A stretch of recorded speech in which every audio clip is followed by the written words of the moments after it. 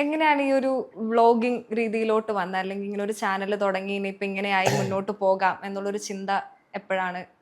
തൊഴിലില്ലായ്മ ഒരു വലിയ പ്രശ്നമായിട്ടിരിക്കുമ്പോൾ നമ്മളെ സ്കില്ല് ഡെവലപ്പ് ചെയ്ത് എങ്ങനെ നമ്മുടെ വരുമാനം കണ്ടെത്തും, നമ്മളെങ്ങനെ സർവൈവ് ചെയ്യും. ഇപ്പം ഞാൻ പറഞ്ഞുതരാം. ഡിജിറ്റൽ മീഡിയ എന്ന് പറഞ്ഞു കഴിഞ്ഞാൽ ഫ്യൂച്ചറാണ്.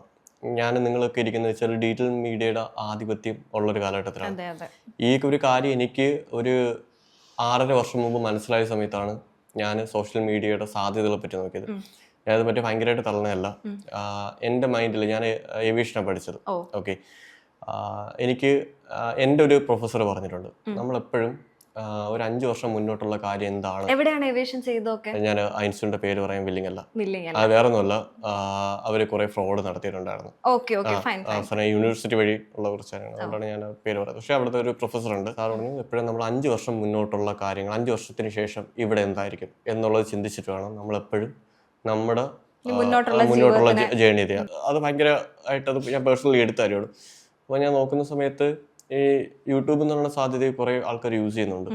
എൻ്റെ ഫ്രണ്ടിൽ കുറച്ച് എക്സാമ്പിൾസ് ഉണ്ട് കേരളത്തിൽ തന്നെ. സുജിത് ഭക്തൻ, അതുപോലെ തന്നെ ഗാഡ്ജറ്റ് ഓൺ മലയാളം, ഇവരൊക്കെ എൻ്റെ ഫ്രണ്ടിലുള്ള എക്സാമ്പിൾസ് ആണ്. അങ്ങനെ ഞാൻ അവരെ രീതികൾ നോക്കി, അവരെങ്ങനെയാണ് ഇത് എക്സിക്യൂട്ട് ചെയ്യണമെന്ന് നോക്കി, യൂട്യൂബ് എന്ന സാധ്യതയെ പറ്റി നോക്കി ഞാൻ വീഡിയോസ് ചെയ്തു തുടങ്ങി. ഒരു പോയിന്റ് ഓഫ് ടൈം കഴിഞ്ഞപ്പോൾ എനിക്കറിയാമായിരുന്നു ഞാൻ അംഗീകരിക്കപ്പെടുന്നു. എനിക്ക് എൻ്റെ ഒരു വീഡിയോയ്ക്ക് 1 കോടി വ്യൂസ് കിട്ടി.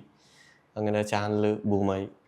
ഇതിന് മുന്നേ വ്ളോഗിങ്ങിലോട്ട് വരുന്നതിന് മുന്നേ എന്തെങ്കിലും ജോലി ചെയ്യുമോ? അങ്ങനെ ഞാൻ വ്ളോഗിങ്ങിലോട്ട് വരുന്നതിന് മുമ്പ് ഞാൻ ഡിഗ്രി കഴിഞ്ഞ സമയത്ത് എനിക്ക് ഒരേ കമ്പനിയിൽ ഞാൻ 12 പ്രാവശ്യം ഇന്റർവ്യൂ അറ്റൻഡ് ചെയ്തിട്ട് കിട്ടാത്ത ആളാണ്.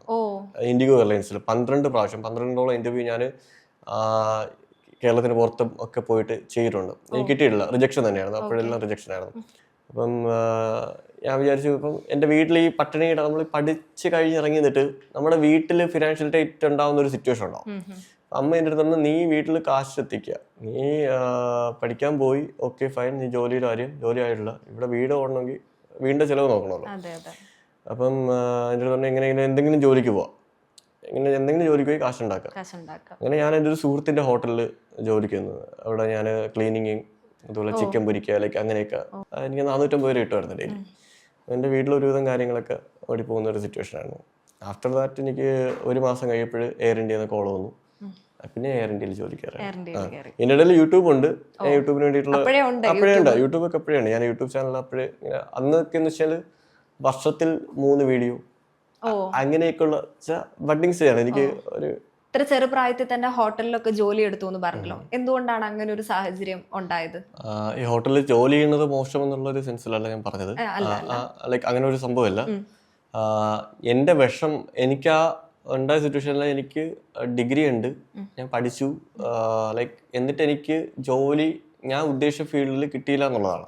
ഞാൻ ശ്രമിച്ചുകൊണ്ടിരുന്ന മേഖലയിൽ കിട്ടിയില്ല എന്നുള്ളതാണ്. പിന്നെ എനിക്ക് അവസാനം അത് എന്തുകൊണ്ട് അങ്ങനെയെന്ന് വെച്ചാൽ ഞാൻ പറഞ്ഞത് ഫിനാൻഷ്യൽ ടൈറ്റ് എന്ന് വെച്ചാൽ എനിക്ക് അച്ഛനില്ല, എൻ്റെ അച്ഛൻ മരിച്ചുപോയി കുഞ്ഞിലെ. അപ്പം അതിൻ്റെതായുള്ള രീതിയിൽ എൻ്റെ അമ്മ ഒരുപാട് കഷ്ടപ്പെട്ടതാണ് എന്നെ ഡിഗ്രി വരെ പഠിപ്പിക്കാൻ. ഞാൻ അത്രയും ഇതായിട്ട് ഇത് ചെയ്തിട്ടുണ്ട്. ലൈക്ക് എന്താ പറയുക, നമ്മളൊരുപാട് അറിയാമല്ലോ ബുദ്ധിമുട്ട്. അതായത് ഒരു സിംഗിൾ പാരന്റഡ് ആയിട്ട് ഒരു ലേഡി അവരുടെ 2 മക്കളെ റേസ് ചെയ്യാന്ന് പറഞ്ഞാൽ, അത് എന്നെയും എൻ്റെ അനിയത്തിയെ റേസ് ചെയ്യാന്ന് പറയുമ്പോഴും ആ സമയത്തുള്ള ഒരു സൊസൈറ്റി എന്ന് പറഞ്ഞു കഴിഞ്ഞാൽ ഭയങ്കര ഇതാണ്. ലൈക്ക് അച്ഛനില്ലാത്തൊരു ഇതെന്ന് പറയുമ്പോൾ അമ്മ അത്രത്തോളം എന്താ പറയുക ഹേർട്ട് ചെയ്തുള്ള ഒരുപാട് ആൾക്കാരുണ്ട്. റിലേറ്റീവ്സിൽ പലരും ഉണ്ട്, നാട്ടുകാരിൽ ഒരു മെജോറിറ്റി ആൾക്കാരുണ്ട്. കാരണം നാഥനില്ല കളരിയിൽ ആർക്കും ലൈക്ക് മനസ്സിലായ, പ്രത്യേകിച്ച് ഒരു ലേഡി ആണെന്നുണ്ടെന്നുണ്ടെങ്കിൽ അവരെ വേദനിപ്പിക്കുന്നത് ഒരു സുഖമാണെന്ന് മനസ്സിലാക്കിയുള്ള ഒരുപാട് ആൾക്കാരുണ്ട്.